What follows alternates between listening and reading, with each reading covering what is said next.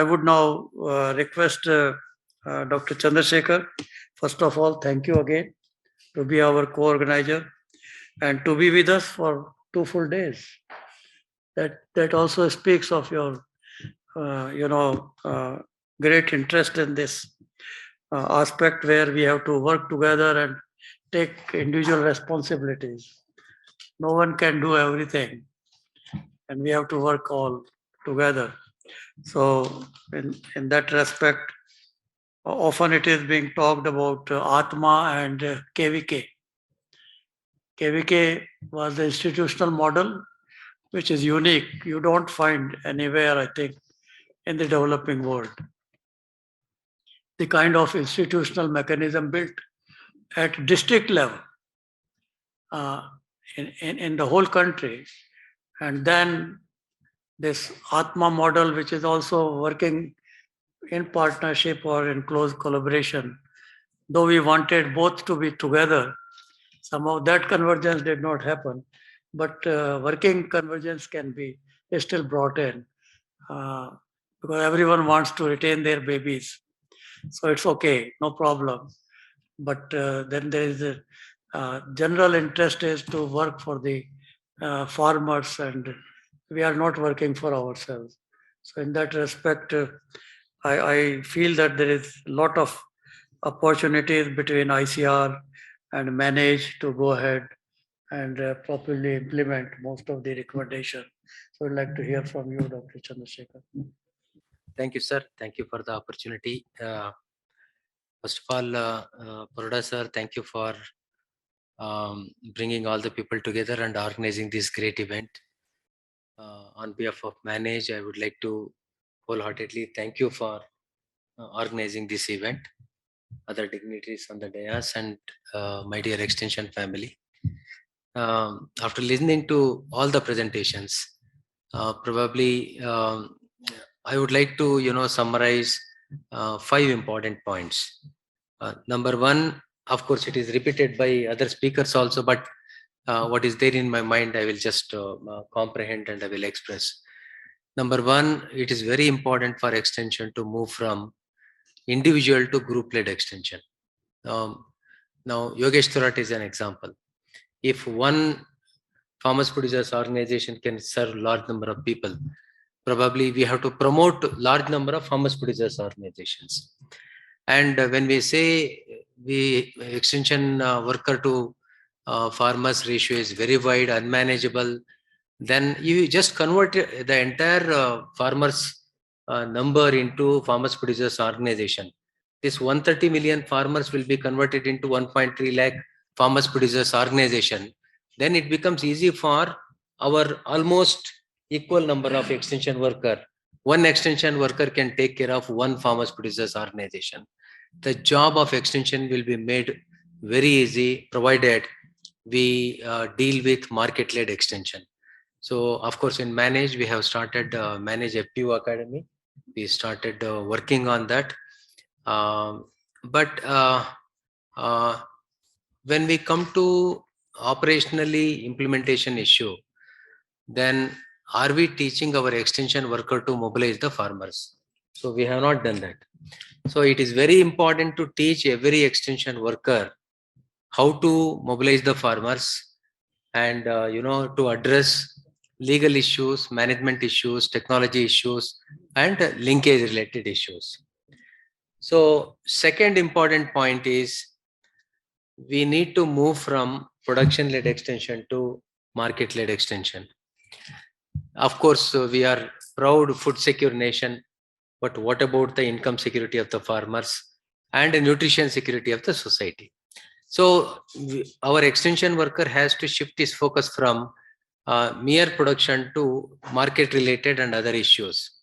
I carried out a study in one of the state just to understand how many extension workers are oriented about market-led extension.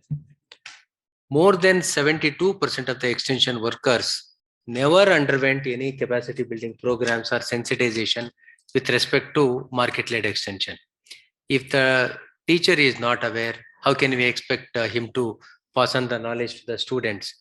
So when we talk about market-led extension, it is very important to sensitize every extension worker in this country, whether public or private, on market-led extension-related issues.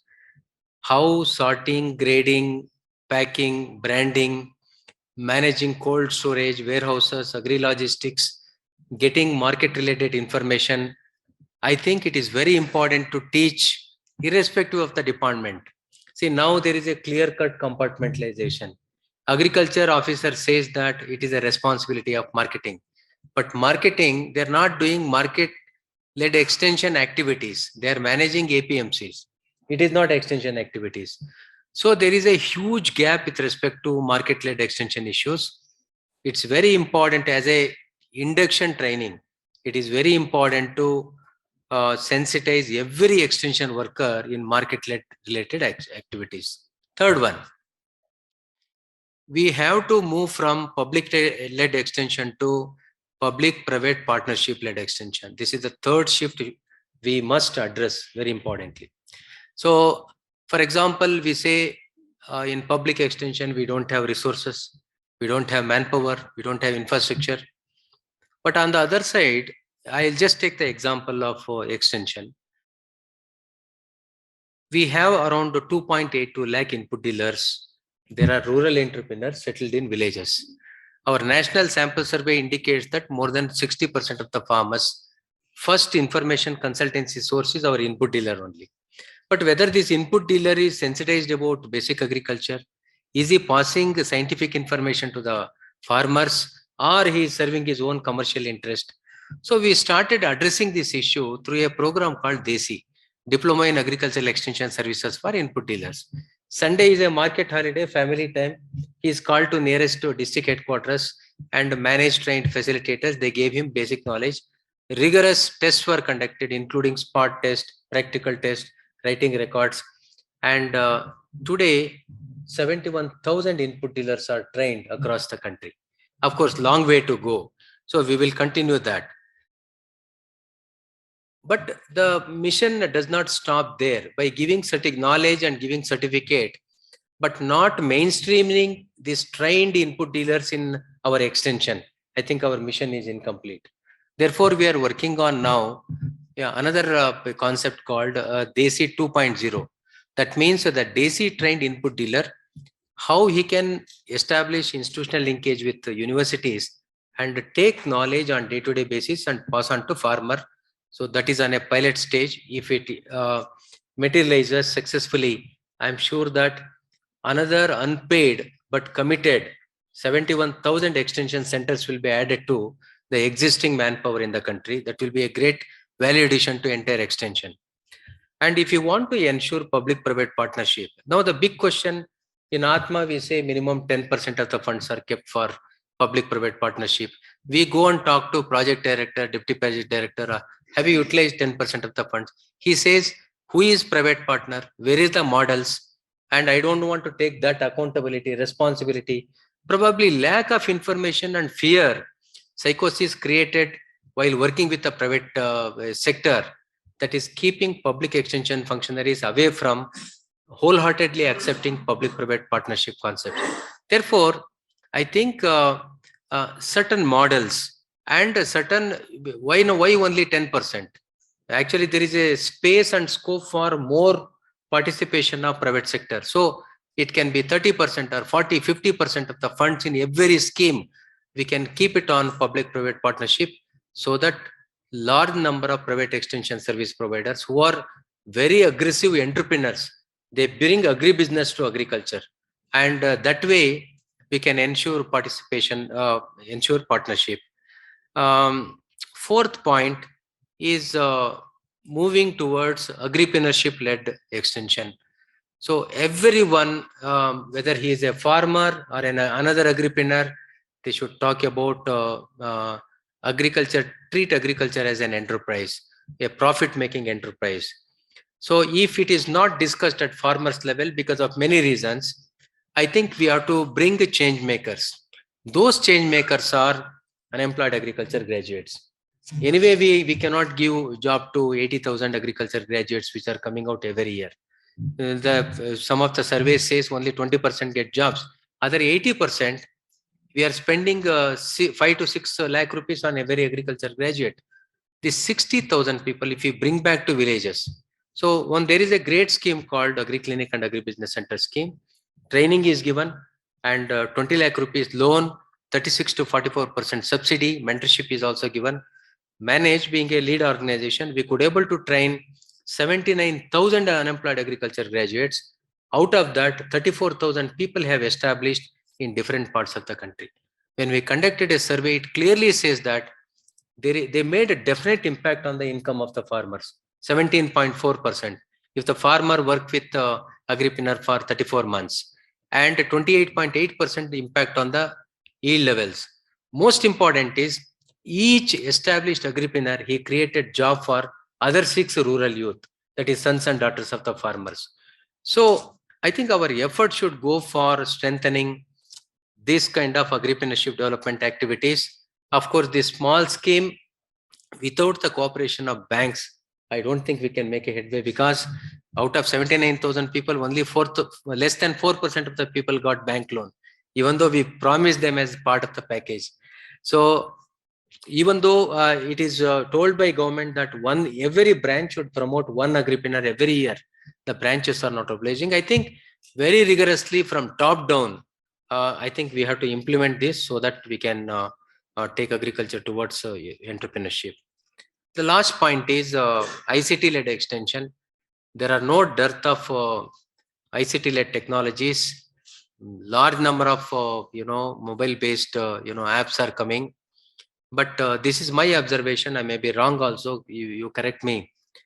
They're all IT centric, but I wish they should be agriculture centric, led by IT. So if we just take some IT model and just bring it to agriculture without making agriculture as central to the entire thinking, that means grassroots level experiences should come there. Otherwise, in spite of presence of large number of ICT tools, how many are used and available at rural areas in the hands of farmer is an issue. Therefore, I feel that a massive national level digital literacy campaign should be launched. Every farmer should be taught how to use his mobile so that he can make use of. He will come to know 5 important things. I wish we have to pursue very vigorously. And what next? So these 5 themes, I think it should be integrated in agricultural extension programs. If we can keep our programs away from these themes, we can't see results in the field. So either existing programs or forthcoming programs, it is very important to integrate. And extension programs carry very light response from policymakers and from everyone.